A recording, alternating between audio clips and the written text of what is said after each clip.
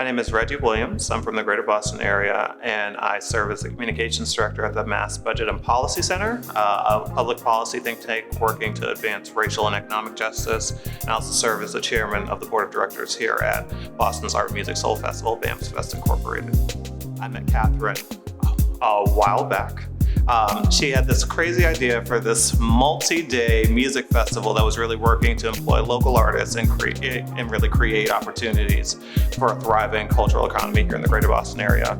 I was hooked at her initial pitch and was curious about how we, as community members at the Transformative Culture Project and partners in the community, could really help it grow to scale. So I supported her work at that time, and then after she got her own 501c3 and grew the organization over time, I stayed in touch and had the opportunity to help out in terms of really translating the importance of really investing in the arts and the creative economy into its business model. It's interesting when you think about the narrative that you hear about Boston in the mainstream media. You know, you hear things about racism in Boston, the rigidity of the people, and one of the main things I think BAMS Fest has done is completely, pulled the wig off of that.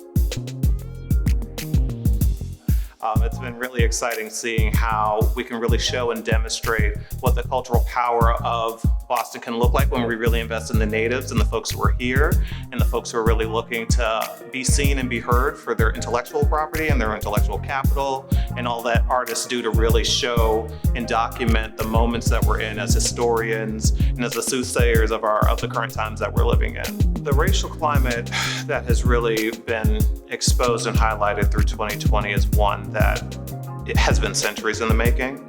It's not a new concept for American society to experience it, really being dependent and built on the backs of Black and Brown individuals, Latinx individuals, Indigenous people, and folks from other groups who have been historically marginalized.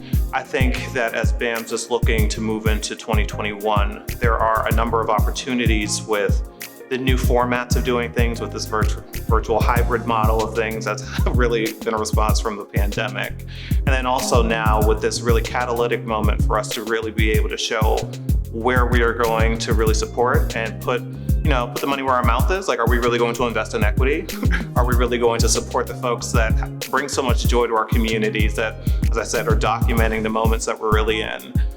BAMS is primed and ready to meet that moment after doing almost a decade of community building here in the Greater Boston area, and that has not only local but national and international reach, but is really reaching artists in a time where they really need that support the most. When you support BAMS Fest, you support community.